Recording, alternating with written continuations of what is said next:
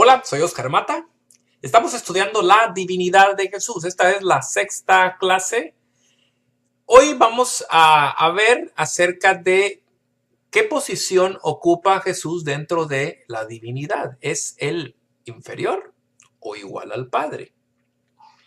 Este es un estudio adecuado para considerar que los detractores de la divinidad de Jesús utilizan este argumento para decir que Jesús, por cuanto él es inferior al Padre, no puede ser igual, coigual y coeterno con él.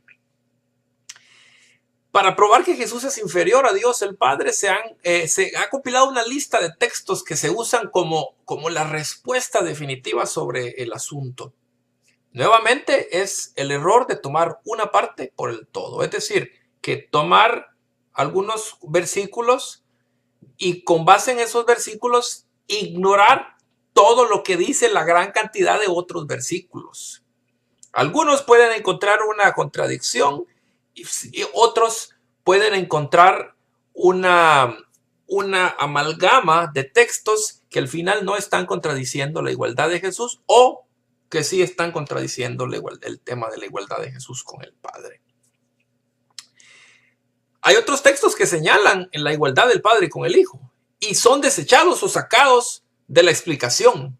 ¿Por qué? Porque se basan en los textos que supuestamente dicen que Jesús no es coigual con el Padre. Voy a poner un ejemplo de las citas que suelen utilizarse para decir que Jesús no es coigual con el Padre y por lo tanto él ocupa una posición inferior. Y esto lo convierte en un ser creado y no en un ser divino. Empecemos. Mateo 19:17 dice, él le dijo, ¿por qué me dices bueno? Ninguno hay bueno sino uno, Dios. ¿Qué está diciendo? ¿Qué dicen aquí? Aquí Jesús, ni Jesús se consideró bueno. Ese es un punto. Mateo 20:23 que dice, él le dijo, pero el sentarse a mi derecha y a mi izquierda no es mío darlo, sino aquellos para quienes está preparado por mi Padre. Aquí nuevamente el punto es, solo mi Padre es el que tiene esto. Marcos 13:32, pero de aquel día o de aquella hora nadie sabe, ni los ángeles en el cielo, ni el Hijo, sino solo el Padre. Aquí nuevamente dicen, Jesús no puede ser coigual porque él no sabe cosas que el Padre sí sabe. Juan 10:29, mi Padre que me las dio es mayor que todos. Aquí nuevamente ponen a Jesús por debajo del Padre. Juan 14:28, la última parte dice, el Padre es mayor que yo. 1 Corintios 3:23 dice, y vosotros de Cristo y Cristo de Dios. Entonces, aquí nuevamente ponen a Cristo como un rango inferior al Padre. 1 Corintios 11:3 dice, pero quiero que sepáis que Cristo es la cabeza de todo varón, y el varón es la cabeza de la mujer, y Dios la cabeza de Cristo. Dice, Cristo no es cabeza, por lo tanto no es coigual con el Padre. 1 Corintios 15:28 dice, y cuando todas las cosas le estén sometidas, entonces también el Hijo mismo se someterá al que le sometió a él todas las cosas para que Dios sea todo en todos. Dice, si el Hijo se somete al Padre, no puede ser coigual. Nuevamente, ese es el argumento que utiliza. Dos cosas están incorrectas en la forma en que se usa esta lista de textos. Número uno, esta lista no cancela una lista de textos más extensa que apoya la igualdad del Hijo con el Padre. Diremos más acerca de esto en un punto más adelante. Y número dos, confunde el asunto de rango con posición. Y aquí está el dilema, hermanos. No es lo mismo rango que posición. El rango y la posición en la deidad son asuntos diferentes. Textos como los anteriores en verdad enseñan que el Padre es mayor que el Hijo, pero solo en términos de su rango. Después de todo, el Padre es el Padre y el Hijo voluntariamente respeta la posición del Padre. Estos textos nos ayudan a entender la relación especial entre el Padre y el Hijo. Es la relación entre ellos. La posición del Padre es una posición de autoridad amorosa, mientras que la posición del Hijo es una posición de humilde obediencia. El respeto mutuo que el Padre y el Hijo tienen de la posición de cada uno les permite funcionar en perfecta unidad. El mismo Jesús que dijo, mi Padre es mayor que yo, también dijo, yo y el Padre somos una sola cosa. ¿Hay contradicción? No. Son dos puntos diferentes, rango y posición son puntos diferentes. Este es el punto principal. El reconocimiento del Hijo referente a la autoridad del Padre no disminuye el hecho de que el Padre y el Hijo compartan la misma naturaleza divina y en ese punto son iguales.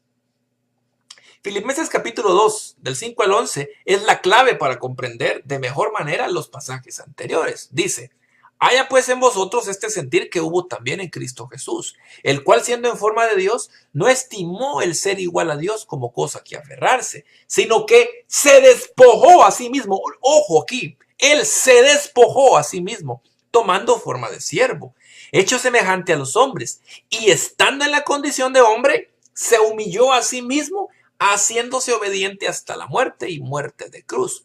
Por lo cual Dios también le exaltó hasta lo sumo y le dio un nombre que es sobre todo nombre, para que en el nombre de Jesús se doble toda rodilla de los que están en los cielos y en la tierra y debajo de la tierra, y toda lengua confiese que Jesucristo es el Señor, para gloria de Dios Padre.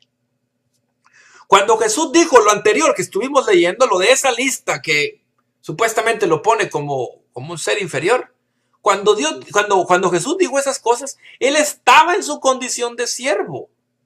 Él se había despojado a sí mismo, estaba en la condición de siervo, como hombre. Jesús mismo escogió humillarse, sin querer usurpar ser igual a su Padre. Pero esto es cuestión de rango, no de su naturaleza, pues Jesús es divino, él por naturaleza es divino. Pero él, en cuestión de rango, él se despojó a sí mismo, tomó forma de siervo, y él no estimó el ser igual a Dios como una cosa a que aferrarse. Cuando menos 135 textos se refieren a los atributos divinos de Jesús. Estos textos son demasiado numerosos para enlistarlos aquí. Incluyen registros de cuando Jesús habla o actúa como solo Dios puede hacerlo. Por ejemplo, Jesús crea, o sea, Jesús es creador, Jesús perdona pecados, Jesús da vida y Jesús ejecuta juicio. Y esas son cuestiones que solo Dios puede hacerlas.